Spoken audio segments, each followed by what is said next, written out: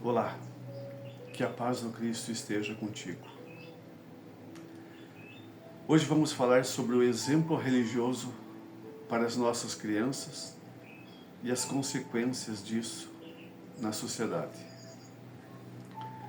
Nós vivemos uma época em que os desafios morais e espirituais da sociedade se mostram cada vez mais urgentes.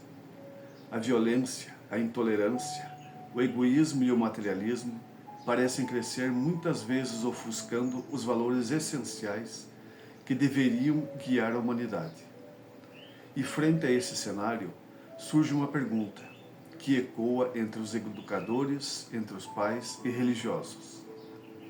Como formar seres humanos mais conscientes, mais fraternos e comprometidos com o bem coletivo? A resposta, em grande parte, reside na família e, mais profundamente, no exemplo religioso que nós ofertamos às nossas crianças. Desde os primeiros anos, a criança é como terra fértil, pronta para acolher as sementes que lhe forem lançadas. Mais do que discursos e ensinamentos verbais, ela é sensível ao exemplo daqueles que o cercam. O comportamento dos pais, suas reações diante das dificuldades, sua fé nas horas difíceis, sua maneira de tratar os outros, tudo isso é cuidadosamente registrado nos delicados arquivos da alma infantil. E é nesse exemplo que moldará a visão de mundo e os valores dessa criança. Já diziam os sábios antigos que a letra ensina, mas o exemplo é muito mais profundo. E o Espírito Emmanuel, através da psicografia de Chico Xavier, nos recorda que a infância é o alicerce da reencarnação. Nesse estágio, o espírito, ainda em processo de adaptação ao novo corpo físico, encontra-se mais susceptível à influência do meio e aos valores que lhe são apresentados. A oportunidade de redirecionar as tendências do passado, reparar erros e consolidar virtudes encontra um terreno propício nos primeiros anos da vida corporal. É, portanto, um período sagrado que não deve ser negligenciado. A vivência religiosa é uma dessas influências essenciais. Não se trata de impor dogmas ou ritos, mas de apresentar à criança um caminho de conexão com o sagrado, de desenvolvimento da consciência moral e de integração com coerência e simplicidade dentro do lar. Ela se torna fonte de segurança emocional e espiritual para a criança. Ela aprende, por exemplo, que há um propósito maior por trás das dores e desafios. Que orar é conversar com Deus e sentir-se acolhida. Que amar o próximo é mais do que um mandamento. É um modo de viver. É no lar que a criança deve ver seus pais orando, ajudando, perdoando e sendo justos. É no ambiente familiar que ela assimila, muitas vezes sem palavras, os princípios que a acompanharão por toda a existência. E nesse processo não há espaço para a hipocrisia. Quando os pais falam de bondade, mas agem com intolerância, pregam o perdão, mas cultivam ressentimentos, ensinam sobre Deus, mas vivem em constante desespero ou materialismo, essa mensagem se fragmenta. A criança sente a incoerência e aprende.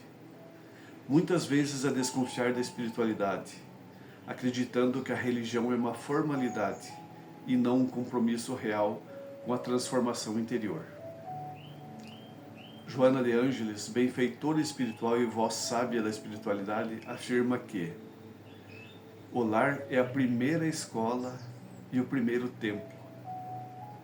Dessa escola sairão aqueles que no futuro conduzirão os destinos da sociedade.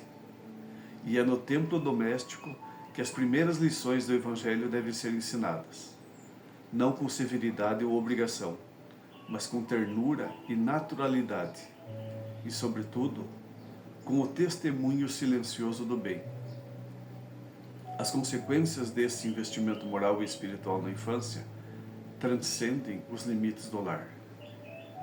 Crianças que crescem observando o exemplo da paz, compaixão e fé, tornam-se adultos mais empáticos, menos propensos à violência e mais sensíveis às necessidades dos outros. Isso não significa que estarão imunes às dores do mundo, mas elas estarão mais preparadas para enfrentá-las com equilíbrio e confiança, conscientes de sua responsabilidade na construção de um mundo melhor. E num tempo em que tantos clamam por mudança, talvez o caminho mais eficaz seja retornar ao essencial. Oferecer às nossas crianças o exemplo de uma vida pautada no Evangelho de Jesus, vivido com sinceridade e alegria. Ensinar a importância da oração, da gratidão, do respeito à vida, da solidariedade e do perdão. Mostrar em atos que a fé não é uma fuga da realidade, mas uma ponte entre o céu e a terra, entre o espírito e a ação. A sociedade futura será o reflexo das consciências que cultivamos hoje. E para que esse reflexo seja luminoso, é preciso cuidar das sementes, as almas infantis, com amor, com responsabilidade e inspiração. O exemplo religioso não é, portanto, uma escolha qualquer, mas um compromisso sagrado com o futuro da humanidade. Faça a sua parte. Dê o exemplo religioso dentro do lar para as suas crianças. No futuro, quando ela crescer, ela terá o livre-arbítrio de escolher qual segmento religioso ela melhor se identifica e vai seguir, e vai colocar em prática aqueles ensinamentos que recebeu dentro do lar. Mas cabe a você, pai e mãe, padrasto ou madrasta, irmãos mais velhos, avós, tios e tias, a darem o exemplo, a ensinar o que é correto. Que nós, como pais, possamos, sendo educadores religiosos, assumir esse compromisso com coragem e fé, confiando que cada gesto de luz oferecido hoje germinará amanhã em corações preparados para a paz e para o bem. Que a graça de Jesus Cristo esteja contigo hoje e sempre. Fiquem todos com Deus.